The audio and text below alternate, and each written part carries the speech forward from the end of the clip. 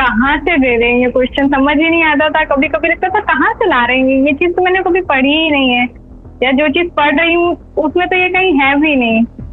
तो वहां से कॉन्फिडेंस आना स्टार्ट हुआ कि जब आप ऐसे क्वेश्चन करते हो जो किसी को नहीं आते हैं, और वो क्वेश्चन सिर्फ टीएनसी करवाता है। सर मेरा था कि मैं कुछ पढ़ूं या ना पढ़ूं, टेस्ट तो मेरे को रोज देना है, और टेस्ट के रैशनल मेरे को करने ही करने हैं, चाहे दिन में मतलब कुछ भी ऐसा हो जाए, लेकिन एक टेस्ट तो मेरे को देना ही है। टेस्ट में नहीं छोड़ूंगी। टेस्ट भी रोज आता था, ऐसा नहीं था कि किसी दिन गैप हो रहा है या आज एग्जाम है तो टेस्ट नहीं होगा। तो रेगुलरिटी मैंने टीएनसी से सीखी है।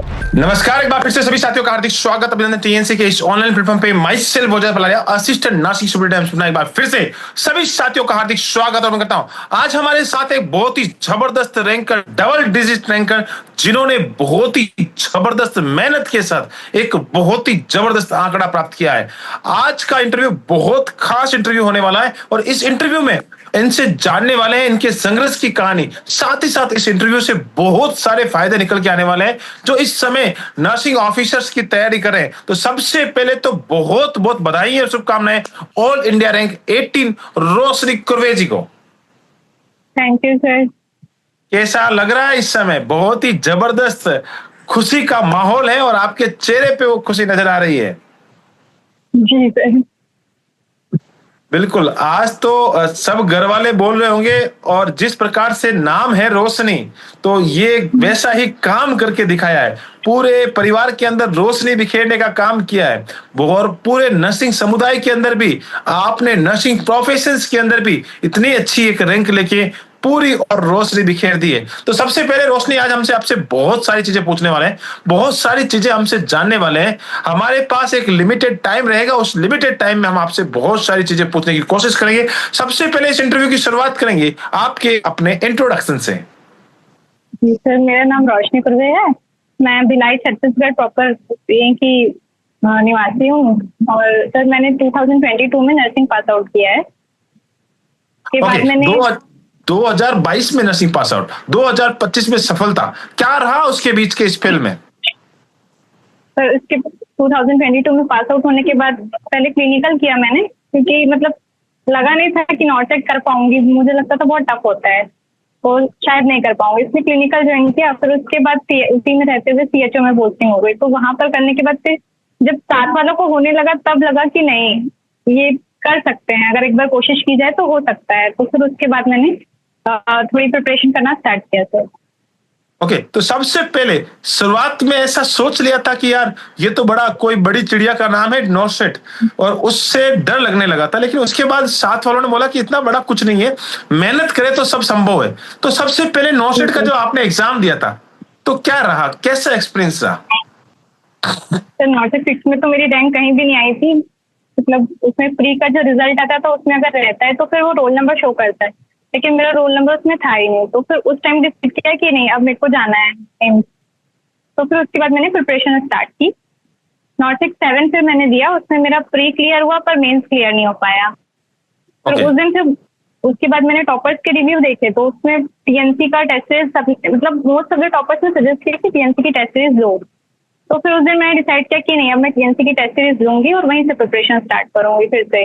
तो मैंने टीएनसी की टेस्ट सीरीज लेके फिर प्रिपरेशन स्टार्ट की, और फिर उसके बाद उस बार तो थोड़ा सा मैं बैक फ्लेक्स में जाना चाहता हूँ कि जैसे आपने मुझे बताया कि मैंने तो 6 के अंदर, जब 7 के अंदर सफलता नहीं मिली तो मैं टीएनसी के अंदर कदम रखा।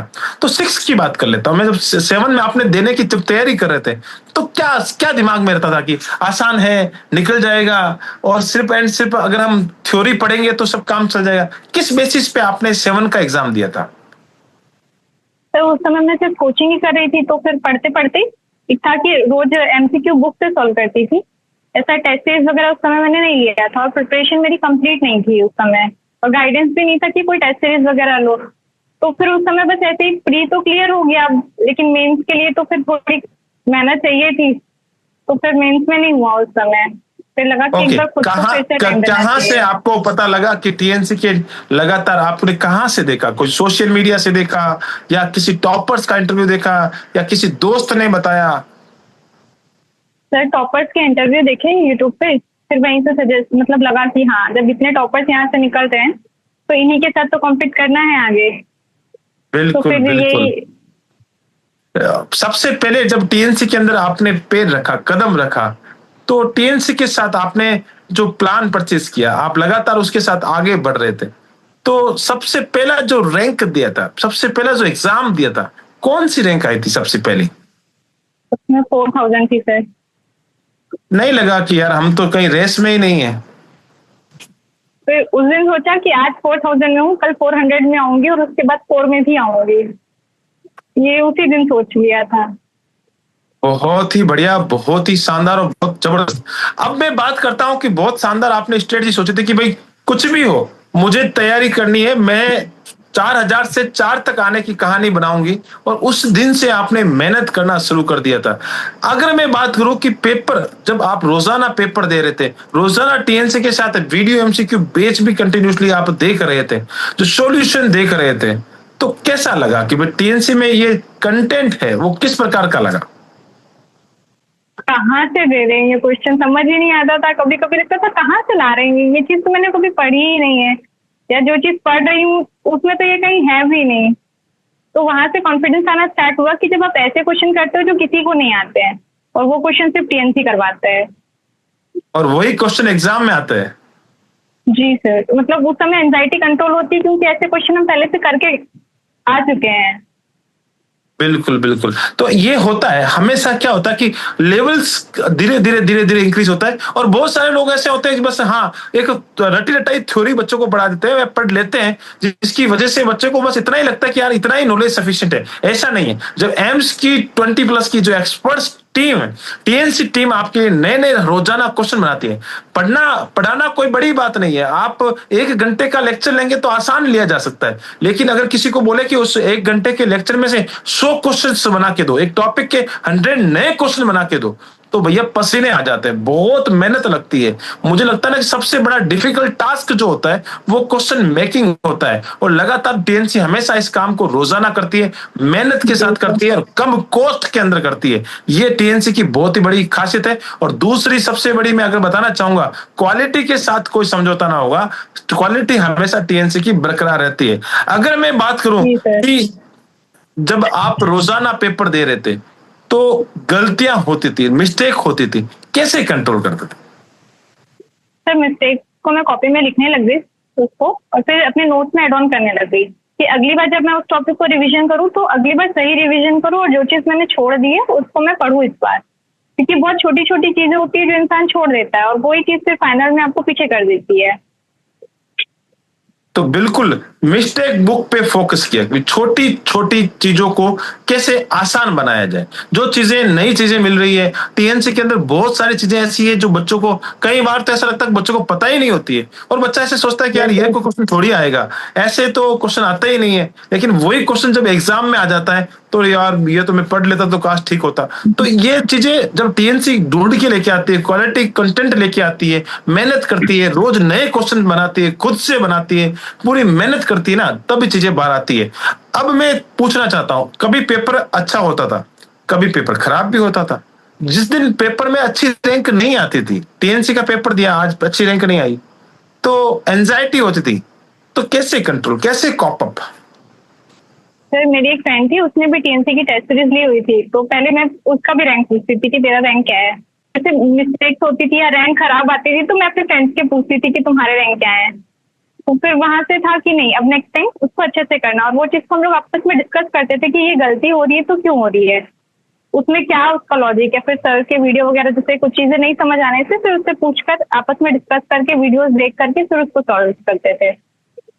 बहुत ही जबरदस्त बात है। डीमोटिवेशन आता था तो फ्रेंड्स का सहारा, दोस्त लोग जब साथ में होते हैं ना, दोस्त भी दो तरह के होते हैं, एक नेगेटिव दोस्त, एक पॉजिटिव दोस्त। नेगेटिव दोस्त तो बोलता है क्या ही पढ़ना है रे, छोड़ देना यार भाई, काहे का मेहनत कर रहा है। एक बच्चा होता है नहीं यार क्या गलती हुई है, तुमने क्या गलती की, मैंने क्या गलती की, दोनों गलतियों को मिक्स करते हैं, आपस में डिस्कस करते हैं, आगे से ऐसी गलती ना हो, और उसको मिस्टेक बुक में लिख लेते हैं। तो ऐसी जब चीजें रोजाना डिस्कशन में आ जाती है तो धीरे धीरे वो मिस्टेक धीरे धीरे कम होना शुरू हो जाती है। अब एक चीज बात और पूछना चाहता हूं, टीएनसी के अंदर सबसे बड़ी चीज जो है वो है कंसिस्टेंसी। रोजाना पेपर का 6 बजे आ जाना और रोज को रात को रैंक आ जाना। टीएनसी तो पिछले 6 साल से लगातार एक भी दिन ऐसा नहीं गया कि मेहनत नहीं की, रोजाना कंसिस्टेंसी मेंटेन रहती है। तो आप खुद की कंसिस्टेंसी, आप स्टूडेंट्स की कंसिस्टेंसी कैसे मेंटेन होती थी? सर मेरा एक था कि मैं कुछ पढ़ूँ या ना पढ़ूँ, टेस्ट तो मेरे को रोज देना है और टेस्ट के रैशनल मेरे को करने ही करने हैं, चाहे दिन में मतलब कुछ भी ऐसा हो जाए, लेकिन एक टेस्ट तो मेरे को देना ही है, टेस्ट मैं नहीं छोड़ूंगी, ये रहता था। और मैं रोज टेस्ट दे के उसका रैशनली उसी दिन करती भी थी कि टेस्ट नहीं छोड़ना है। खाना खाना भूल जाएं लेकिन टेस्ट देना नहीं भूलेंगे, मेहनत करेंगे। और मेहनत, बहुत सारे बच्चे होते हैं जो टेस्ट को हल्के में लेते हैं, ऐसा सोचते हैं कि बहुत सारे लोग भी हैं जो यूट्यूब पे रहते हैं, बोलते हैं कि बिल्कुल जिसके बिल्कुल कि टेस्ट सीरीज को ऐसे बोलते हैं कि बिल्कुल आसान है। वो सिर्फ और सिर्फ थ्योरी को ही बोलते हैं कि मैंने पढ़ा दिया तो मेरा हो गया, तो सब कुछ मेरा है। लेकिन वो ये भूल जाते हैं कि तुम्हारा तो 20% है, 80% जो काम कर रही है वो प्रैक्टिस कर रही है, जो रटा रटाया कंटेंट से अपडेट करने का जो काम कर रही है वो टेस्ट सीरीज करती है। लगातार प्रैक्टिस करनी पड़ती है, रजा हमेशा मेहनत करनी पड़ती है, नए चीजें लानी पड़ती है, नया कंटेंट लाना पड़ता है, उसी से ही बच्चों का सिलेक्शन होता है। कभी कभी चीजें नहीं आती थी नोट्स के अंदर, आपके अंदर नोट्स के अंदर तो वो है ही नहीं चीज, और फिर से टीएनसी के अंदर वो चीज नहीं मिलती थी, तो गुस्सा नहीं आता था कि टीएनसी वाले कहां कहां से क्वेश्चंस लेके आते हैं? आता था लेकिन फिर उसको लिख लेते थे ताकि डबल रिपीट हो, तो फिर वो बेनिफिट करेगा। फिर लगता था कहाँ से ला रहे हैं क्वेश्चन, हम तो इतनी बुक सॉल्व कर रहे हैं, फिर हमको क्यों नहीं मिलते ये क्वेश्चन। चलो मैं आज उसका भी राज खोलने वाला हूं और बता देने वाला हूं सारे बच्चों को, इस इंटरव्यू के माध्यम से बता देने वाला हूं कि टीएनसी क्वेश्चंस कहां से बनाती है। टीएनसी क्वेश्चंस बनाती है एग्जामिनर के माइंड को रीड करती है, जो कि लगातार जो एग्जामिनर क्वेश्चन पेपर बनाता है उसके माइंड को रीड करती है कि एग्जामिनर क्या सोच रहा होगा। और जो टीएनसी के अंदर 10-10 साल से एक्सपीरियंस है, एम्स की फैकल्टीज है, एम्स के एक्सपर्ट्स है, वो एग्जामिनर को पहचानने का काम करते हैं कि एग्जामिनर इस समय क्या सोच रहा होगा, बच्चे को क्या पूछना चाह रहा होगा, इस समय ट्रेंड क्या चल रहा है, और इस ट्रेंड के अकॉर्डिंग क्या क्वेश्चंस एग्जाम में आ सकते हैं। वही क्वेश्चन हमेशा टीएनसी मेक करती है और वही क्वेश्चन आपको देती है, और वही क्वेश्चन एग्जाम में देखने को मिलते हैं, जिससे आपकी बहुत ही अच्छी रैंक आ जाती है। टॉपर्स कितने घंटे पढ़ता था? 10-12 घंटे तो हो ही जाते थे दिन में, 10-12 घंटे रहता ही था। ओके, बहुत ही बढ़िया, बहुत ही शानदार। अगर मैं बात करूं एडवांस सीरीज की और टीएनसी की कंसिस्टेंसी की, तो एडवांस सीरीज के बारे में क्या राय है? सर उसमें मतलब काफी बेनिफिट मिलता है, सब्जेक्ट वाइज भी टेस्ट सीरीज होती है, तो जो चीज आप सब्जेक्ट में नहीं भी पढ़ रहे हो, बहुत माइनर टॉपिक्स उसमें होते हैं जो आप मतलब अगर हम लोग थ्योरी पढ़ रहे हैं तो उसको स्किप कर देता है कि स्टूडेंट वो चीज को ध्यान नहीं देगा। लेकिन जब टेस्ट सीरीज में वो चीज गलत होती है तो वो गलती हमेशा याद रह जाती है कि नहीं ये चीज मैंने गलत की थी, तो वो लाइफ टाइम याद रहेगा कि हाँ ये चीज होती है। बहुत ही बढ़िया। फायदा है कि जहां भी गलती करेंगे तो उसका हमको वो जो रीजनिंग है वो हमेशा याद रहता है। मैं वहां पे वीडियो रेशनल्स की बात कर रहा हूँ, जो वीडियो रेशनल्स आते थे, जो वीडियो रेशनल आपको टीएनसी के अंदर देखने को मिलते, उनके बारे में आपकी क्या राय है? सर रैशनली तो मतलब उसमें ऐसा होता था कि चारों टॉपिक के बारे में बताता था कि क्यों ये, अगर ये आंसर नहीं है तो क्यों आंसर नहीं है, और ये आंसर है तो क्यों है। तो उससे एक होता था कि क्वेश्चन के आंसर मिलते थे, लेकिन बाकी 3 का भी रीजन पता चलता था कि वो क्यों नहीं है या वो किस कंडीशन में होना चाहिए था। तो उससे एक बेनिफिट मिला कि आप उसको एलिमिनेशन मेथड से क्वेश्चन को सॉल्व कर पाओगे अगर कहीं नहीं बन रहा है तो। बहुत ही शानदार, बहुत ही जबरदस्त, और बहुत ही मैं सारी चीजें यहाँ पे लिख के लाया हूं। मुझे भी इतनी सारी याद नहीं रहती क्योंकि बच्चे लगातार मुझसे क्वेश्चन पूछते हैं, तो मैं उनसे ये सारे क्वेश्चंस मैं आपके सामने यहाँ पे आज लिख के बैठा हूं कि भाई एक एक टॉपर से सारी चीजें पूछेंगे और टॉपर से ही सारी चीजें निकाल के लेके आएंगे। How to control the minus marking, बच्चे जानना चाहते हैं कि माइनस मार्किंग को किस प्रकार से कंट्रोल किया जाए।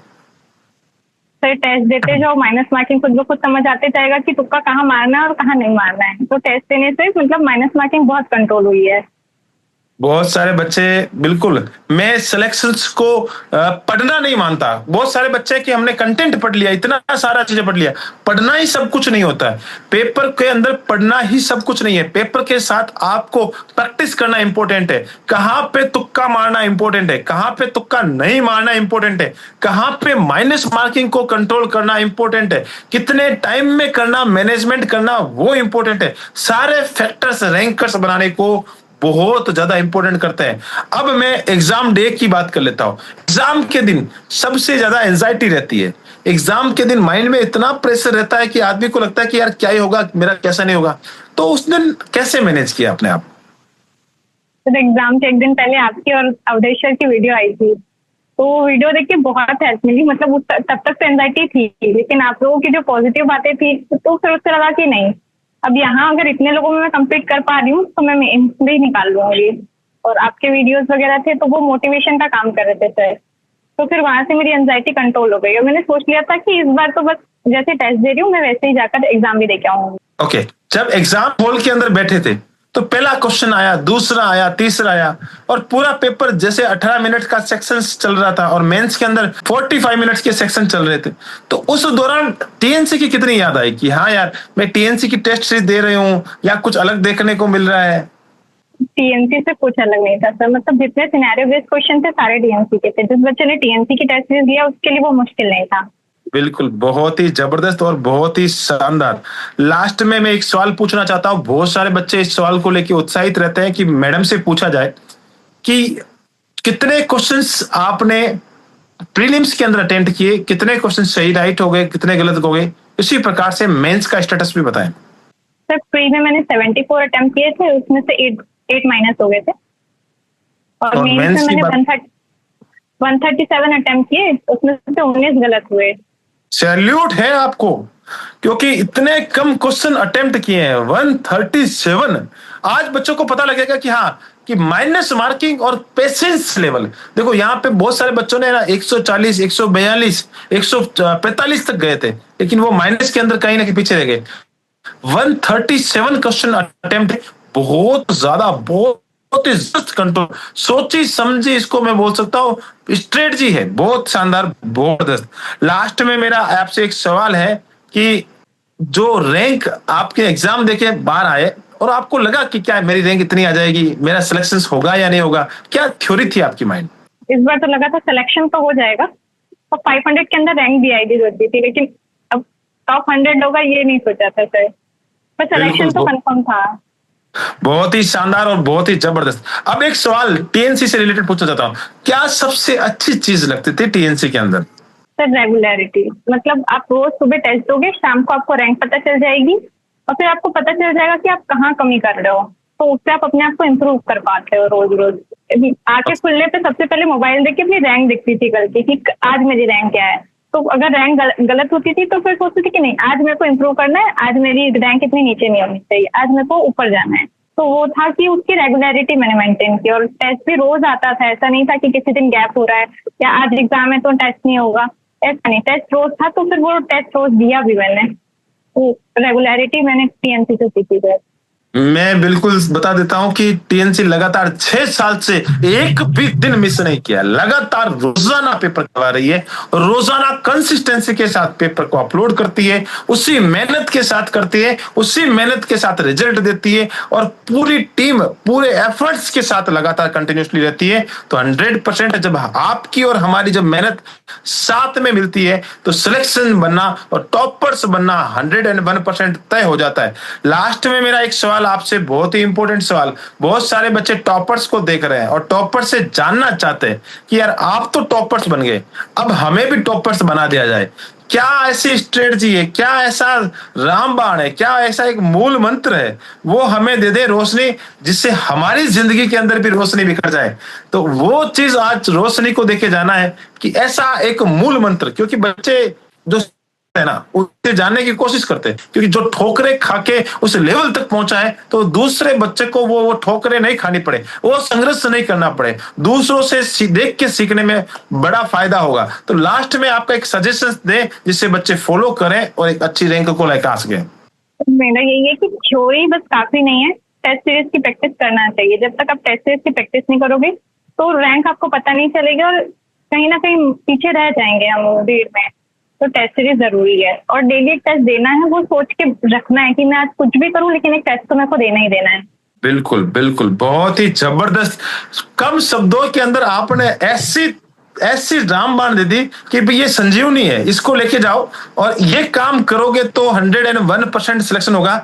थ्योरी पढ़ने से ही सारी चीजें नहीं पॉसिबल हो सकती। मेहनत करें, नए नए क्वेश्चनों के साथ मेहनत करें, नई नई चीजों के साथ कंटिन्यूसली टीएनसी के साथ चलें। टीएनसी ने लगातार वीडियो कोर्स यानी खुद का एक पूरा कॉम्बो प्लान तैयार किया है, जिसमें फुल थ्योरी कोर्स है, पूरा वीडियो एमसीक्यू बैच है, टेस्ट सीरीज है, और उसके अंदर बहुत सारा हाईली कंटेंट क्वालिटी कंटेंट दिया है। तो उसको साथ कंटिन्यूसली मेहनत करें, श्योरिटी के साथ सिलेक्शन होगा। तो बहुत बहुत धन्यवाद, इस इंटरव्यू को आपने अटेंड किया, बहुत सारे सजेशंस दिए किस प्रकार से मेहनत करनी चाहिए, किस प्रकार से आगे बढ़ना चाहिए, और जब बिल्कुल आपने स्ट्रेटजी दी उसके लिए बहुत बहुत धन्यवाद। ऐसे ही आप अपना नाम, अपने माता पिता का नाम, साथ ही साथ जिस धरती से आते हैं उस धरती का नाम, जिस कॉलेज में आपने 4 साल बिताए हैं, 4 साल की डिग्री की है, उन सारे के सारे गुरुजनों का नाम, साथ ही साथ टीएनसी नर्सिंग का नाम हमेशा रोशन करते रहें। जय हिंद, जय भारत, वंदे मातरम।